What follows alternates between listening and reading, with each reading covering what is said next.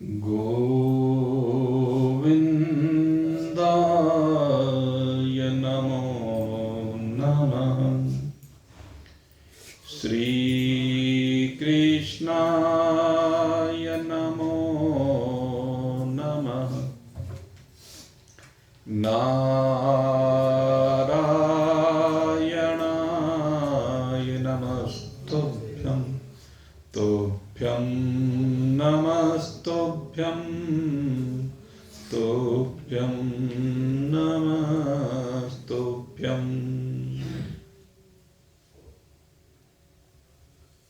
आज अत्यंत श्रद्धा से संयुक्त होकर भगवत चरणारविंदों में अपने चित्त को रमाने के लिए उपस्थित जिज्ञासुवृंद, कल आपके सामने दो विषयों को लेकर के चर्चा की गई थी। पहली चर्चा मौन को लेकर की गई थी। मौन क्या होता है, और उस चर्चा को करते हुए आपको बताया गया मौन से तात्पर्य है आप संसार की तरफ से मौन हो जाएं, संसार की तरफ से आपकी इंद्रियां मौन हो जाएं, अर्थात आपकी इंद्रियों के माध्यम से जो वृत्तियों का प्रवाह होता है संसार की ओर, वह प्रवाह रुक जाए और ये प्रवाह रुक करके परमात्मा की ओर चला जाए। इंद्रियों की वृत्तियां परमात्माकार हो जाए, कर्णेंद्रिय परमात्माकार हो जाए, वाकेंद्रिय परमात्माकार हो जाए। ये शब्द का परमात्माकार होना कहलाता है। आपकी त्वक इंद्रिय है परमात्माकार हो जाए, आपके हाथ परमात्माकार हो जाए, ये स्पर्श का परमात्माकार होना कहा जाता है। आपकी आंखें परमात्माकार हो जाएं, आपके पग परमात्माकार हो जाएं, और इनके माध्यम से मेरे मित्रों ये जो रूप है ये परमात्मा का आकार धारण कर ले। रूप का परमात्माकार होना ये सबसे दिव्य है। और फिर कहते हैं आपकी रसना और उपस्थ इंद्रियां दोनों की दोनों परमात्माकार हो जाए, और ये रस परमात्मा रस बन जाए, और आप उस रस में डूब जाएं। रसमालयम, रस में ही आपका वास हो जाए, क्योंकि रसो वही रास, रास उसी को कहते हैं जहां रस होता है। आपकी घ्राणेन्द्रिय है और आपके वायु इंद्रिय, ये दोनों परमात्माकार हो जाए। आपकी गंध परमात्माकार हो जाए, गंध का ग्रहण और त्याग परमात्मा संयुक्त हो जाए, ये गंध का परमात्माकार होना है। तो इस प्रकार से ये शब्द, ये स्पर्श, ये रूप, ये रस और ये गंध, ये पांचों जगत की ओर प्रवाहित ना होकर के परमात्मा की ओर जब प्रवाहित होने लगते हैं तो इसी को कहा जाता है वास्तव में मौन। और जब ये मौन की स्थिति होती है तब परमात्मा सदा आपके साथ होता है। कल इस विषय को लेकर आपके सन्मुख चर्चा प्रारंभ की गई थी। और फिर दूसरी बात, विवेक को लेकर के कल आपके सन्मुख चर्चा की गई थी। कौन सा विवेक? कहते जन्म मृत्यु जरा व्याधि दुख दोषानुदर्शनम। विवेक के द्वारा हमें पता चलता है कि जन्म मृत्यु जरा और व्याधि, जब लौकिक दृष्टि होती है, जब शरीर में दृष्टि होती है, तो इन सब में हमें दुख दिखाई देता है। ये दुखालय है, क्योंकि शरीर के ये सारे धर्म हैं और शरीर को भी दुखालय कहा गया है। लेकिन विवेक के प्राप्त हो जाने पर ये दुखालय जिसको कहा गया है, उससे असंगता के आने पर, उसमें आसक्ति के ना रहने पर ये दुखालय ही सुखालय बन जाता। तो कल इन दो विषयों को लेकर के आपके सामने चर्चा की गई थी। अब अनासक्ति को लेकर के आज भगवान हमें क्या बता रहे हैं, आइए वह जानने का अब प्रयास करते हैं। भगवान कहते हैं असक्तिरनभिसंगः पुत्रदारगृह आदिषु नित्यं च समचित्तत्वम् इष्टानिष्टोपपत्तिषु।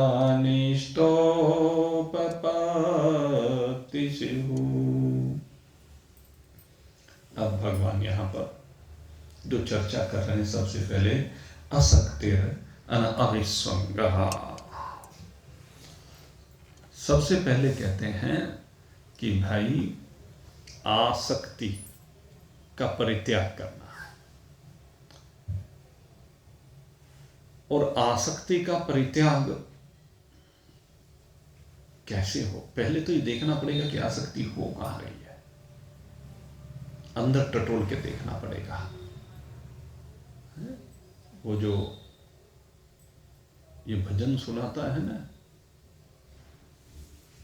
अंदर बढ़ के पौड़ी चढ़ के तो नजारा देख ले। कौन सा नजारा देखना है? अंदर हृदय का नजारा देखना है। बाहर का नजारा तो रोज देखते हैं, तो बाहर से अंदर की ओर आना है।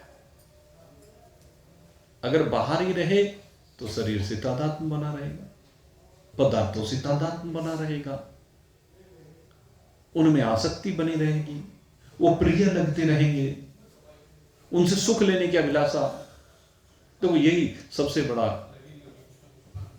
पतन का मूल है। हम जो सांसारिक वस्तुओं से, सांसारिक जितने पदार्थ हैं उनसे, या सांसारिक संबंधियों से, दो ही चीजें तो हैं। एक तो सांसारिक संबंधी है।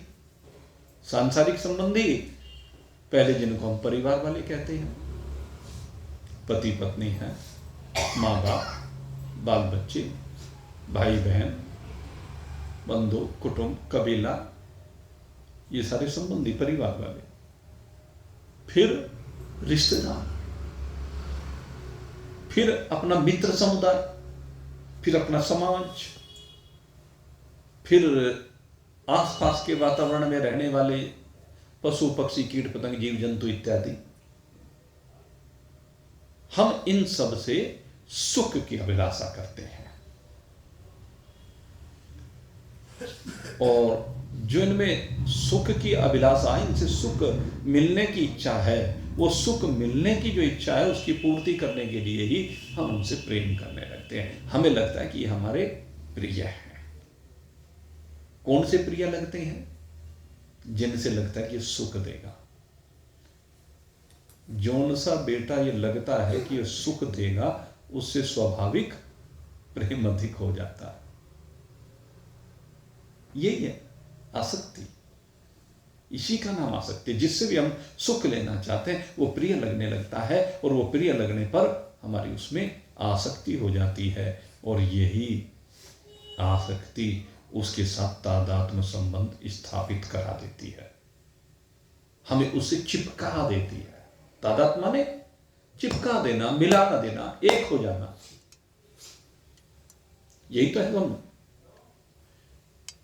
पति पत्नी का संबंध हो, माँ बेटे का संबंध हो, भाई भाई का संबंध हो, जब वे आपस में चिपक जाते हैं, मिल जाते हैं, एक से हो जाते हैं, ये कितनी घनिष्ठता बन जाती है। इसको घनिष्ठता कह लीजिए, तादात्म्यता कह लीजिए, संबंध कह लीजिए, मिलना कह लीजिए, संयोग है, ये सब संयोग है। तो कहते हैं व्यक्ति उनके साथ एक रूपता जब बना लेता है तो ये बाह्य एक रूपता, बस ये उसको ऐसा फंसा देती है, ऐसा जाल में बांध देती है कि उस जाल को काटना इसके लिए मुश्किल हो जाता है। ये जाल को काटना मुश्किल है। और अगर इसमें से किसी का भी वियोग होने की आशा होती है तो कहते हैं हाय मैं तो मर गया, और हो गया तो बिल्कुल ही मर गया, हाय मैं तो मर गया। एक का किसी का वियोग हो जाए, भाई जिनका भी संयोग हुआ वियोग तो होगा ही, ऐसा कोई रास्ता नहीं है कि वियोग ना हो। क्योंकि हम इस विवेक को भूल जाते हैं कि जितने भी संबंधी हमें मिले हैं वो सारे के सारे संबंधी काम चलाऊ हैं, और सारे के सारे संबंधी कुछ समय के लिए मिले हैं। बिल्कुल ठीक, ये जीवन की यात्रा रेल की यात्रा के समान है।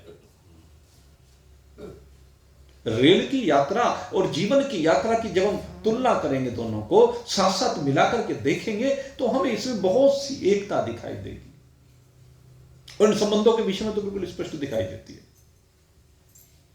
आप 2000 किलोमीटर की यात्रा पर चले ट्रेन में बैठ करके, तो प्रारंभ में आपके बराबर में आकर के बहुत से संबंधी वो यात्री बैठ जाते हैं, मुसाफिर होते हैं। अब जब उनके साथ यात्रा करनी है तो उनसे बोलचाल भी शुरू हो जाती है, उनके साथ खाना पीना भी शुरू हो जाता है, अपनापन बन जाता है। और उस अपनापन के बनने से अब एक का स्टेशन आया, वो उतर गया, तो जिस समय उसका स्टेशन आया वो गाड़ी से उतरा तो हमें अच्छा नहीं लगा, क्योंकि उससे कुछ एक आत्मीयता सी बन गई, उसके साथ आत्मीयता का संबंध सा बन गया, हमें वो अच्छा सा लगने लगा। होता है कि नहीं होता?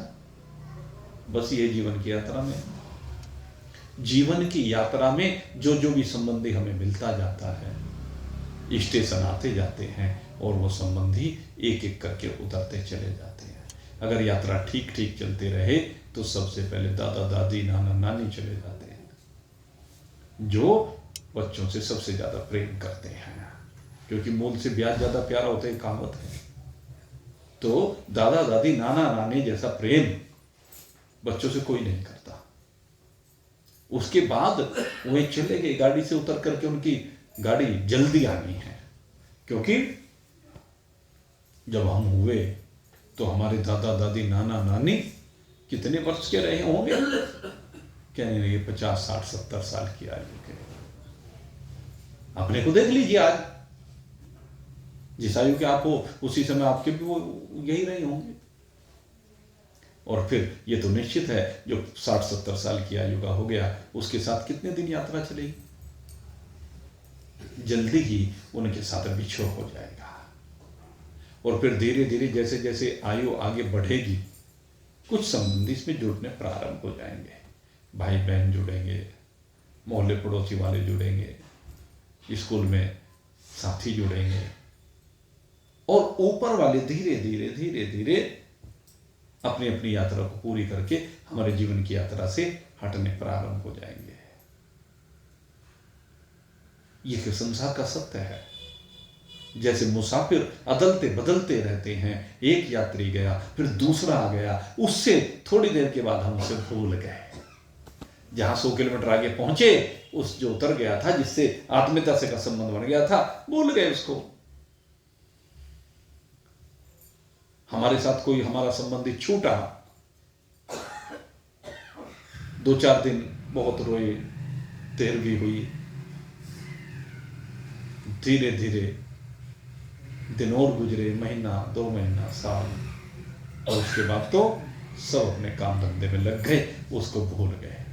इतने में घर में कोई और दूसरा प्राणी आ गया और उसके साथ चिपक गए। दूसरा यात्री आकर के बैठा, साथ में एक यात्री गया तो दूसरा तो आया, उसके साथ हमारा संबंध बन गया,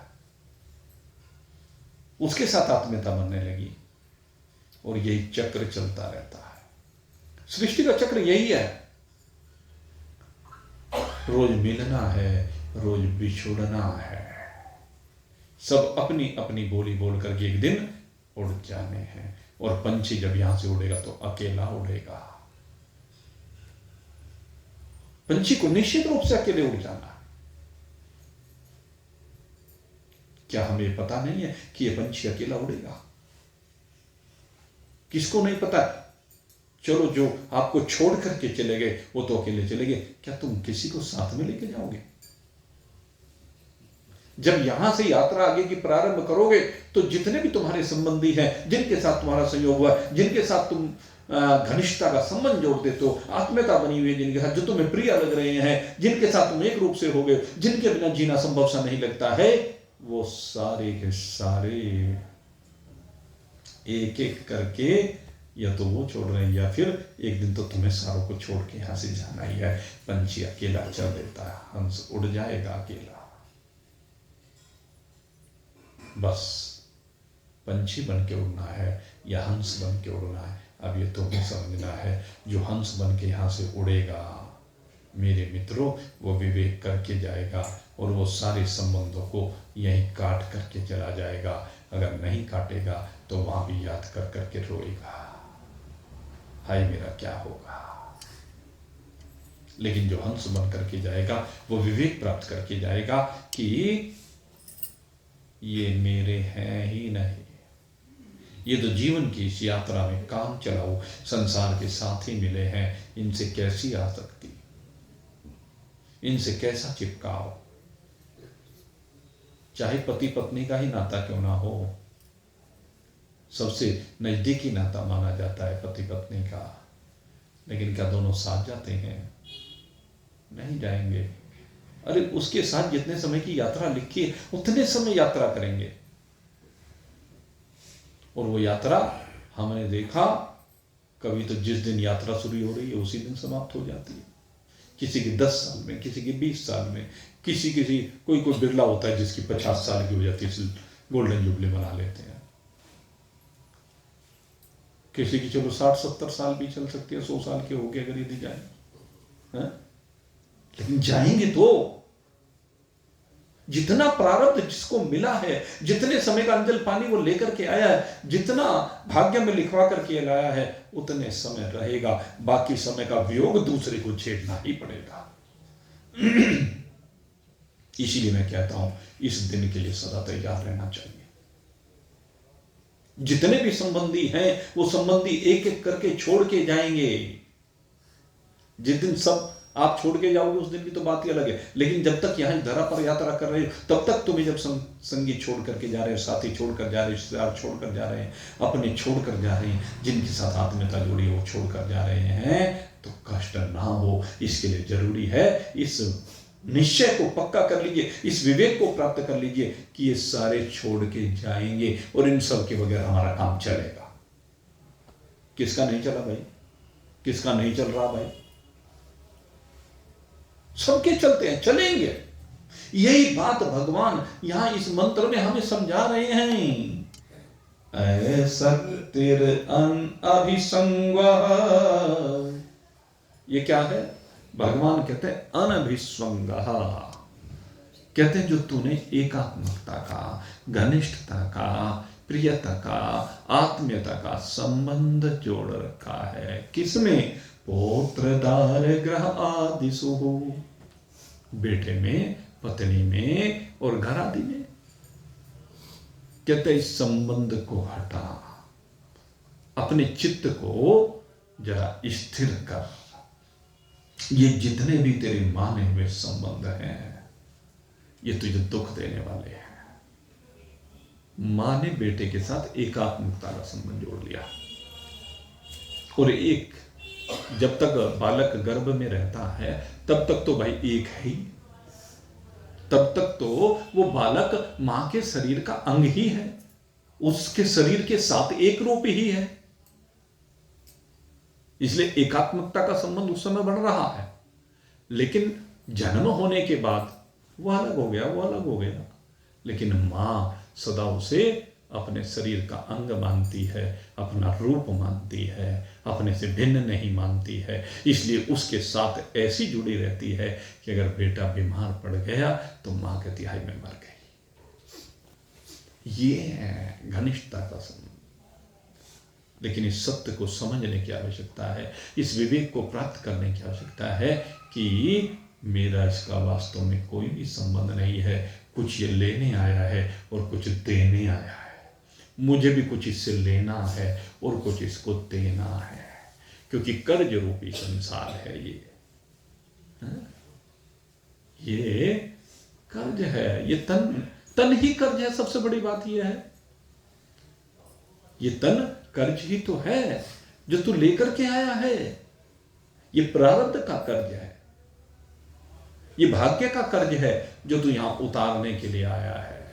जो उतार कर चले जाते हैं वो आवागमन से मुक्त हो जाते हैं, और जो नहीं उतार पाते वो फिर से आवागमन के चक्र में पड़ जाते हैं। इसीलिए महान पुरुषों ने कहा है, यह तन तूने कर्ज लिया है, यह तन तूने कर्ज लिया है, कर्ज का भार उतार रसना।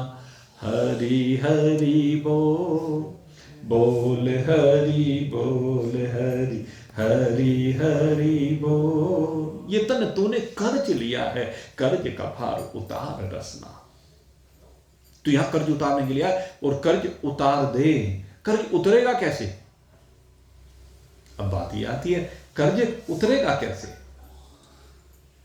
कहते हैं कर्ज ऐसे उतरेगा कि जो भी कुछ भगवान ने तुझे प्रसाद दिया है, जो भी कुछ तू भगवान न के प्रारब्ध ने जो प्रसाद दिया है, ये कह लीजिए प्रारब्ध में जो तू लेकर के आए और पुरुषार्थ से जो भी कुछ एकत्रित कर रहा ये करेगा, तो भगवान कहते हैं कि वो सारा का सारा संसार की सेवा में लगा दे। सारे का सारा वो भगवान ने तुझे सेवा करने के लिए दिया है, तेरे इंद्रियों को तृप्त करने के लिए, तेरी इंद्रियों को सुख पहुंचाने के लिए भगवान ने तुझे नहीं दिया। वास्तविकता यह है, इस वास्तविकता को समझने की आवश्यकता है। अगर तेरा हो, तेरे लिए दिया हो, तो तेरे साथ सदा जाएगा ना। जाता है यहां से कुछ ले जाता है, कोई यहां से कुछ ले जाता है। भार, कर्जा, फिर से भार कर्ज लेकर के जाता है और फिर से चुकाने के लिए दोबारा फिर आना पड़ता है। इसलिए भगवान कह रहे इसे अपना मत मान, ये मेरा नहीं है। दम नमन, ये मेरा नहीं है, ये जिसका है। जब भी समय मिलता है, अवसर मिलता है, उसको देने में संकोच मत कर। ये है अनवश्यंग, ये है इस एकात्मता का तुझे घनिष्ठता का ये सारा का सारा कर्ज चुकाना है। कोई घनिष्ठता नहीं, कोई एकरूपता नहीं, कोई तादात्म्य नहीं, कोई मेरा नहीं। सिर्फ कर्ज रूपी संसार में सब आए हैं और प्रेम के साथ सबका कर्जा चुपचाप देता है। और नहीं देता तो अपना क्या भाई, मेरा क्या, मेरा तो कुछ नहीं। अगर नहीं दे के जाएगा तो फिर आकर के देना ही पड़ेगा, मैं सूद ब्याज के, और फिर रोएगा झीकेगा। इसलिए चुपचाप देता जा, भाई का भाई को देते जा, माँ का माँ को देता जा, बाप का बाप को देता जा। क्या है ये? सेवा है।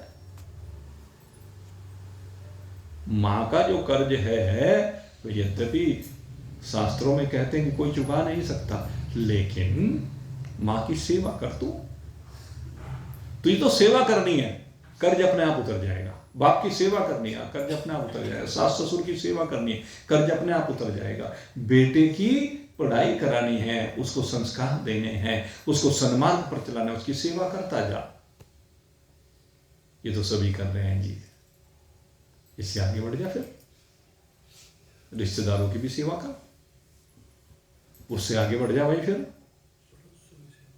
अड़ोसी पड़ोसी, समाज, राष्ट्र, विश्व, हम तो इस बात को मानने वाले, वसुधैव कुटुंबकम, कृण्वन्तो विश्वमार्यम, हमारा वेद का सिद्धांत है। हमारा धन, हमारा ज्ञान, हमारा सब कुछ कहते संपूर्ण विश्व के लिए है। हमारी तो भावना सर्वे भवन्तु सुखिनः सर्वे सन्तु निरामया। हमारी भावना तो है ही ये कि सबका भला करो भगवान, सब पर दया करो भगवान, सबका सर्वविध हो कल्याण। हमारी तो भावना ये है। तो जो हमारी ये भावना है, इसे आत्मसात कर लो भाई। अगर यदि क्या चाहते हो? परमात्मा। अगर परमात्मा को चाहते हो, क्योंकि आप सत्संग श्रवण करने के लिए आ रहे हैं, और सत्संग श्रवण करने का एकमात्र उद्देश्य है उस विवेक को प्राप्त करना जिसके द्वारा परमात्मा की आपको प्राप्ति हो जाए। सत्संग में इसीलिए तो आते हैं। सत्संग में कोई धन तो पाने के लिए आता नहीं, और हम तो किसी को बताते नहीं भाई, धनी तो मारे बस ये अलग बात है कि हम राम रतन धन कमा रहे हैं, ये आपका भाव बहुत बढ़िया है। लेकिन सांसारिक धन की बात नहीं करते हम, किसी को नहीं कहते, किसी को प्रलोभन नहीं देते। और हमारे गुरु जी तो एक बात कहा करते थे, अगर यदि इस वेदांत के दरबार में आकर भी तुम आकर के बेटे पोते धन दौलत विवाह शादी इत्यादि मांगते हो, कहने लगे तो इस दरबार का अपमान करते हो।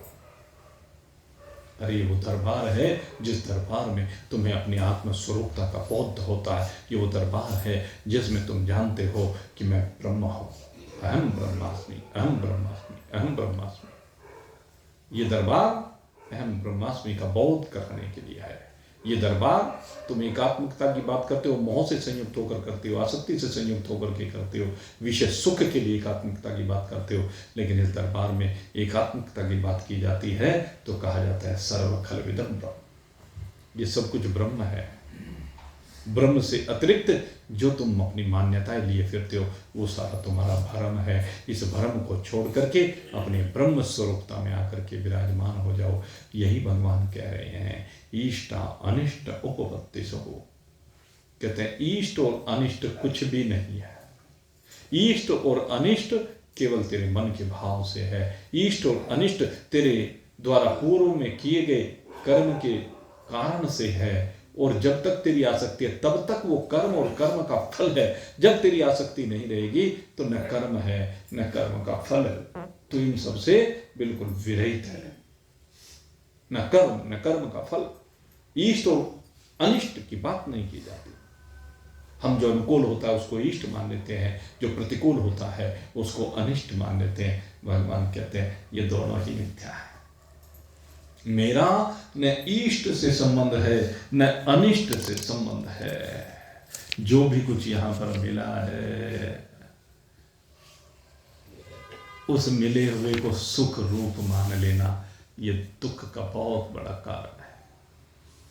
और जब प्रतिकूलता आए, वियोग हो, उसको दुख मान लेना। मेरे मित्रों, ये भी तुम्हारा भ्रम है। इन सब से बाहर निकलो, और इन सब से बाहर निकल करके आगे भगवान अब भक्ति योग में पुनः इस मंत्र में प्रवेश करा रहे हैं, और बड़ी दिव्य भक्ति की बात इसमें कर रहे हैं। मयि चानन्य योगेन भक्तिरव्यभिचारिणी विविक्त देश सेविता मर्तिर्जन संसदि। बहुत सुंदर बात। भगवान कहते हैं मयि च अनन्य योगेन। उधर से तो कहा योग को खत्म करने की बात कही ना, पुत्रदार ग्रहादिषु, जो संसार के साथ संबंध है, कहते उससे हटाओ मन को और मेरे में लगो। मयि च अनन्य योगेन, देह के अभिमान का परित्याग करो, क्योंकि देह बाधा बनती है, देह के संबंधी बाधा बनते हैं। इसलिए इस चित्त को उनमें से हटा करके मेरे में लगाओ, मेरी भक्ति करो, और संसार से कोई आशा मत करो। संसार से अगर यदि आशा करोगे तो आशा दुख रूप है, क्योंकि जब संसार से आशा करोगे और उसकी पूर्ति नहीं होगी तो परिणाम में दुख होगा। रोएंगे, बेटा ऐसा निकल गया जी, बहू ऐसी निकल गई जी, मैंने तो उसके लिए सब कुछ कर दिया जी, लेकिन उसने कुछ भी ध्यान नहीं रखा जी, सब भूल गया जी, बस क्या कहूं जी। तो ये रोना ही तो है। इसलिए कहा आशा पास विनिर्मुक्ता। अवधूत दत्तात्रेय जी कहते आशा पास विनिर्मुक्ता। आशा रूपी पास से मुक्त हो जा। अगर यदि आशा रूपी पास से मुक्त नहीं हुआ तो रोएगा। किसी से कोई भी आशा क्यों करता है? किसी से भी क्यों आशा कर रहा? ये मेरी सेवा करे, ये मेरा ध्यान रखे, कोई आवश्यकता नहीं है। जो भी आशा करनी है, आशा एक राम जी से, दूजी आशा छोड़ दे। आशा एक राम जी से, दूजी आशा छोड़ दे। नाता एक राम जी से, दूजा नाता तोड़ दे, दूजा नाता तोड़ दे। ये जो भजन गाया गया है ना, ये है ये श्लोक, मयि च अनन्य योगेन। ये है, कहते संसार से नाता तोड़, अनाभिसंग। पिछली बार कहा कि अनसंग, यही तो है। आशा एक राम जी से, दूजा नाता तोड़ देना। अभिसंग, अनभिसंग, ये संबंध आसक्ति से रहित हो जाए। और तेरी आसक्ति किसमें हो? कहते हैं परमात्मा में हो। तेरा चित्त परमात्मा में रमण करने वाला हो, अन्य किसी में न हो। नहीं, मयि च अनन्य। अनन्य शब्द का अर्थ ये होता है, अनन्य माने किसी दूसरे में नहीं, केवल एक में। कामी जिमि नारी प्रिय है, उसका चित्त केवल नारी में होता है। लोभी प्रिय जिमि दाम, और लोभी का धन में रहता है। कहते ऐसे ही निरंतर मेरा ध्यान एक परमात्मा में रहे, परमात्मा के अलावा कहीं भी ध्यान ना रहे। तो पहली बात तो ये कही, मयि च अनन्य योगेन, और दूसरी बात कही भक्तिर अव्यभिचारिणी, अव्यभिचारिणी भक्ति। अब इसको लेकर के बहुत बातें यहां पर बताई गई है कि ये जो भक्ति है, कहते ज्ञान का प्रसंग कहते कहते फिर भक्ति मिलेगा। प्रसंग क्षेत्र क्षेत्रज्ञ का चल रहा है। ज्ञान योग का प्रसंग चल रहा है, विवेक का प्रसंग चल रहा है, फिर से भक्ति में ले आए। तो कहते हैं भाई भक्ति तो ज्ञानी के जीवन में सदा समाहित रहती है। विवेक भी बगैर भक्ति के नहीं होता है।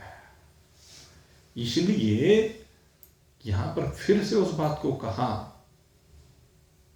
कहते हैं मेरे में निरंतर चित्त को लगा, इसे वे विचार नहीं भक्ति कहते हैं। विवेक ही तो प्राप्त करना है, और मैं ही तेरा सबसे बड़ा सहायक हूं।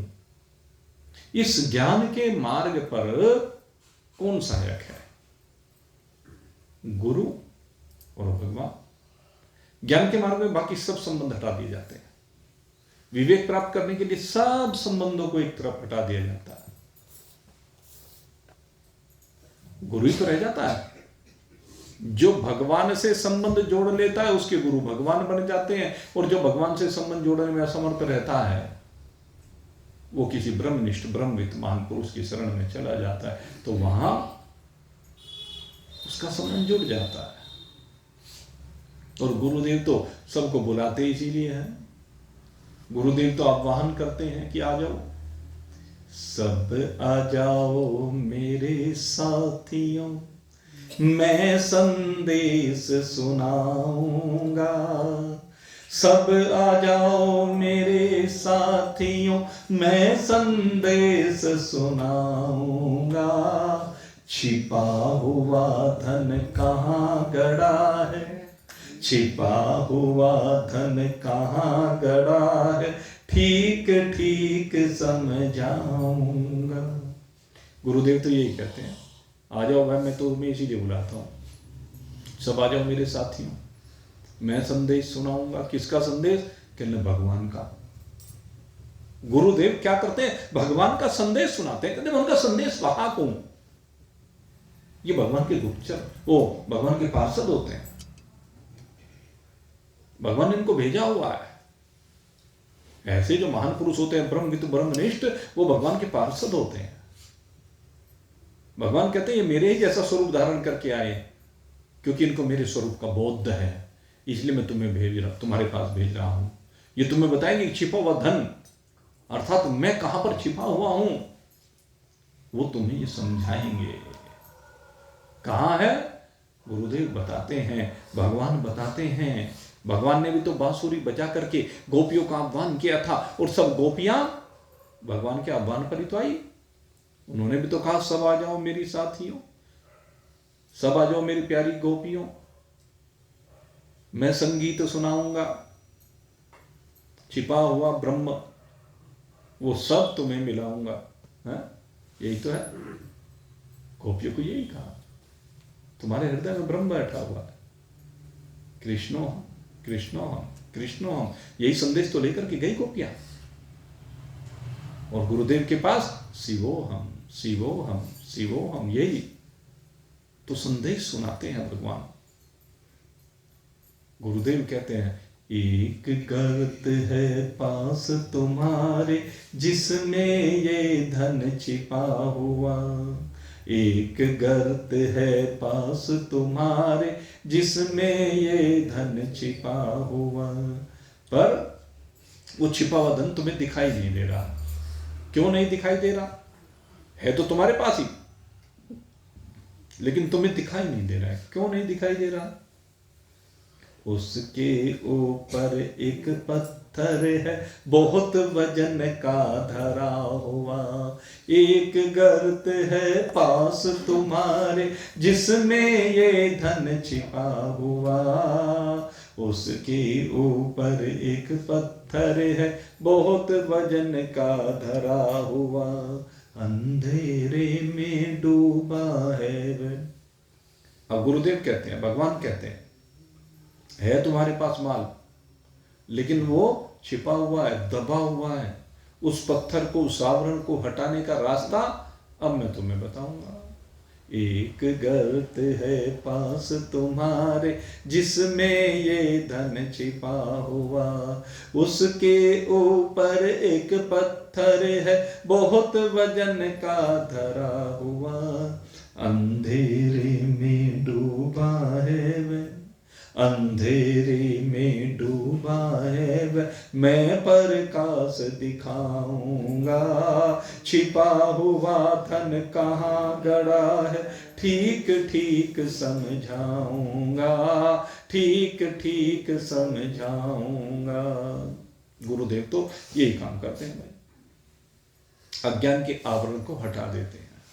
अज्ञान का आवरण जो जन्म जन्मांतर से तुमने ओढ़ रखा है, आंखों पर जो पर्दा पड़ा हुआ है ज्ञान का, उसे हटा देते हैं गुरु जी, ज्ञान की रोशनी कर देते हैं। अंधेरे को हटाने का एक ही उपाय है, उजाला।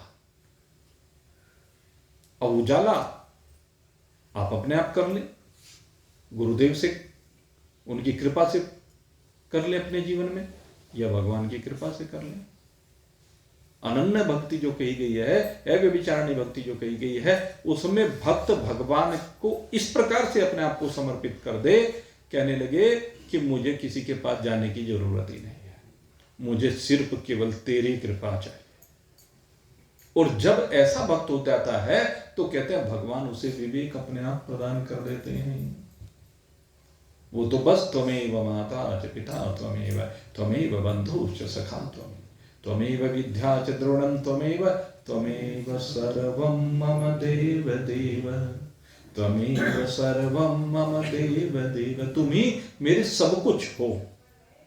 ऐसी इस भक्ति को अनन्य भक्ति कहते हैं। कहते हैं ऐसा भक्त जो अव्यभिचारिणी भक्ति के द्वारा संयुक्त हो, कहते वो अब आगे क्या करे। इसके बाद आगे के साधन की बात भगवान यहाँ पर बता रहे हैं, और ये साधन बड़ा दिव्य साधन है। हालांकि कल भी मैंने इसके ऊपर थोड़ी सी चर्चा की थी, और कल को फिर करेंगे थोड़ी सी चर्चा इसके ऊपर, कल फिर थोड़ी सी चर्चा आपको करेंगे। तो आज तो इतना ही प्रसाद स्वीकार करें, और कल 15 मिनट पहले आ जाओगे, 2 दिन, क्योंकि असल में 2-3 दिन कार्यक्रम से हैं, तो ये है कि 15 मिनट का फायदा हो जाएगा। 7:15 से 8:15 कल भी, और परसों रविवार है वैसे तो, लेकिन परसों भी करेंगे, ठीक है। तो चलेगा सत्संग, आप सब लोग सादर निमंत्रित हैं। आप सबके लिए बहुत बहुत शुभकामना करते हैं। अब यहीं पर सत्संग को विश्राम दे रहे हैं। बोलिए सच्चिदानंद भगवान की जय।